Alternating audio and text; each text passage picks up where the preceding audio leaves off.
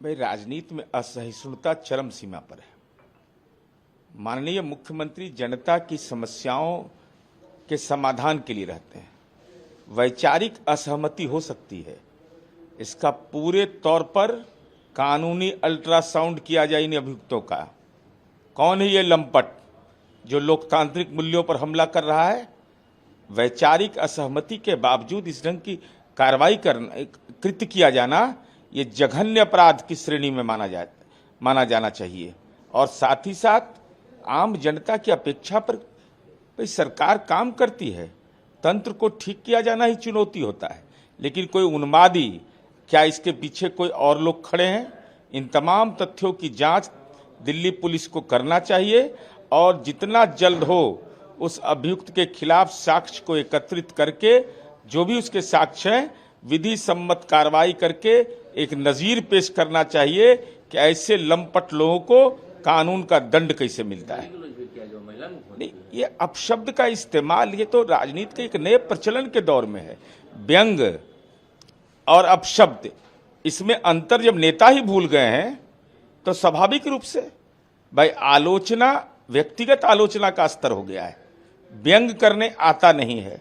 तो स्वाभाविक रूप से अब क्या हालत है? अब जननायक हो गए राहुल गांधी जी। जननायक कर्पूरी ठाकुर के विरासत को दफना देना है, तो ये क्या है?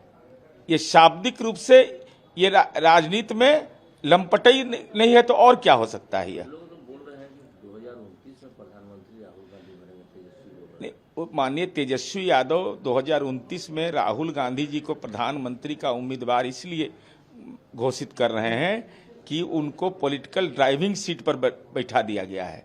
तो ड्राइवर हो गए हैं राजनीतिक।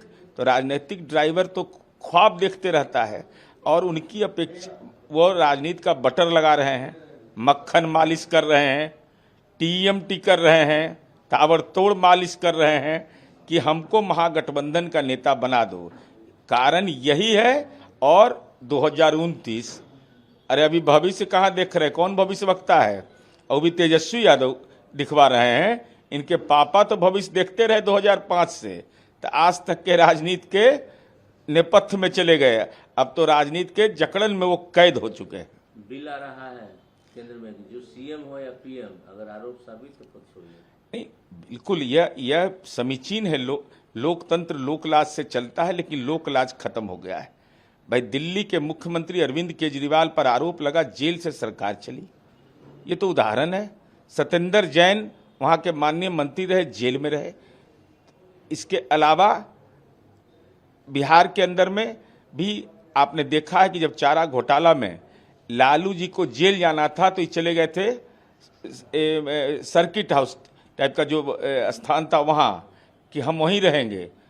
और जेल मैनुअल का कैसे दुरुपयोग होता है यह भी झारखंड में देखा गया कि भाई जेल में रहते हुए और ये हॉस्पिटल आ गए रिम्स।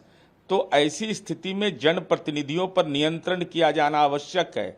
अगर भ्रष्टाचार के आपराधिक मामले, गंभीर आरोप लगते हैं, आप जेल प्रवास करते हैं, तो निश्चित रूप से इस संबंध में जो बिल आ रहा है, हम समझते हैं कि यह स्वागत योग्य कदम है। गौरव को कोई बोल रहे हैं कि जो बिल लाया जा रहा है, ये मेन मुद्दा जो है उसको भटकाने की साजिश है। अरे एसआईआर तो बहाना है, जननायक कर्पूरी ठाकुर को निपटाना है। यह तो चुनाव आयोग के बीच का मसला है और सीएसडीएस ने तो सारी चीजें स्पष्ट कर दी। संजय कुमार जी के द्वारा जो दिए गए मंतव्य कि महाराष्ट्र में जो वोट का डेटा दिया गया था वो सही नहीं था, तब तो नज़ारा साफ है। लेकिन हम कांग्रेस पार्टी से जानना चाहते हैं, इस बिल से असहमति क्यों आपको है? क्या आप यह चाहते हैं कि अपराधी, गुंडा, भ्रष्टाचारी अगर वो जनप्रतिनिधि हो गया और अगर वो जेल गया तो उसके वह मंत्री पद पर बरकरार रहे?